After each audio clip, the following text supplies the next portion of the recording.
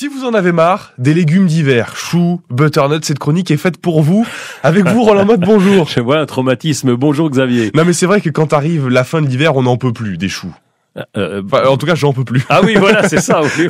Je me confie dans cette chronique, j'en peux plus des choux. C'est un message à passer à quelqu'un, ça, non? Qui fait la cuisine à la maison? C'est moi qui fais la cuisine. Ah bah alors, tu parles, bon.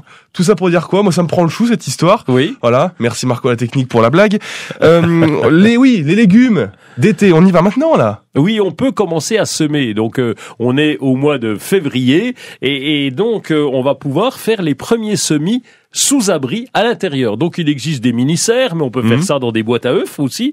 Ah oui? Ouais, tout simplement, des boîtes à œufs, vous remplissez avec du terreau pour semis, vous allez semer vos graines, et comme vous les laissez à l'intérieur, eh bien on va pouvoir attaquer un petit peu tout ce qui craint le froid habituellement, évidemment en ce moment. Les tomates par exemple, je vous prends l'exemple le plus simple, tomates, poivrons, oui c'est ça, tomates, poivrons, aubergines, on peut les commencer là, les faire lever, les faire semer.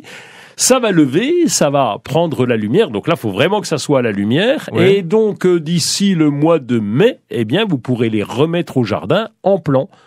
On doit faire quoi? On sème, évidemment, mais ensuite on fait quoi?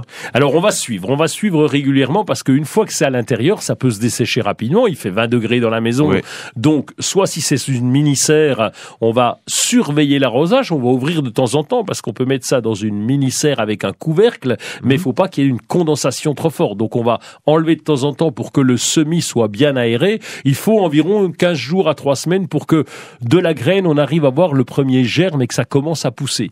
Et là, eh bien, il faut de la lumière, c'est très important. S'il n'y a pas assez de lumière, le plant va filer, il va grandir pour se tourner vers la lumière. Donc il nous faut de la lumière. C'est pas ce qu'on cherche. Eh non. Et puis on va le vaporiser régulièrement, vaporiser le terrain. Ou je dis vaporiser parce que arroser c'est trop compliqué, mais ça humidifier la terre. Humidifier la terre régulièrement. Oui. D'accord. Et c'est tout ce qu'on a à faire. Et comme ça, on peut faire plein de choses en graines, y compris des fleurs.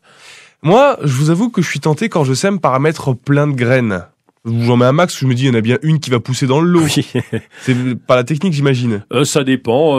Ça peut être la technique pour des gens qui sont un peu perdus ou qui ont peur.